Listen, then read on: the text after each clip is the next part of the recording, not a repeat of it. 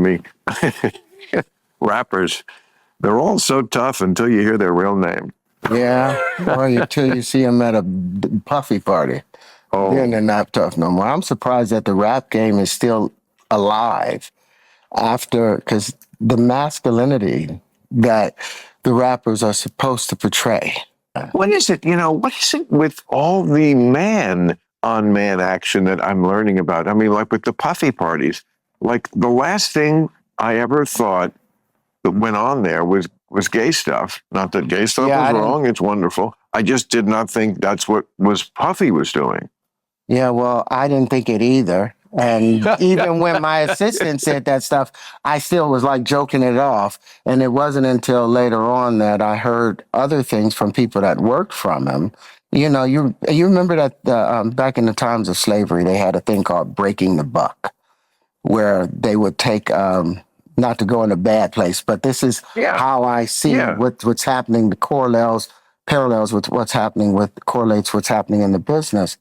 If they, back in the times of slavery, if they had like some 12-year-old slave that was just full of himself and confident and, wasn't listening, they would tie him to a log or a barrel, and a bunch of the overseers would rape him, to where when he walked around with the slaves now, he didn't have the confidence. Sure.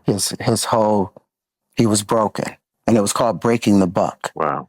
And that's still taking place. And so to hear that people in the industry are still making young rappers who have fought the worst of circumstances, being disenfranchised, being discounted, and then they finally like, I'm gonna put it into the music. I'm gonna do it in the music. I'm gonna, and get myself together. And they go and see someone, and they tell them, okay, yeah, you can have a deal. Perform fellatio on me, and you get your deal. That was what I heard while I was on Empire about some of the people in the business. And Petey Pablo, you remember Petey Pablo? I know who that is. Petey Pablo, talented writer, singer. Him and Young Buck wrote a song called Ho Is On. And in that song, back in about 2011 or 29 or something, because he called out all of the homosexuality taking place at those parties and those people, he was kicked out of the music business. No radio station would play his stuff. So you look for Petey Pablo, he's not around anymore. But that song, Ho It's On, they did not care. They went all in on it.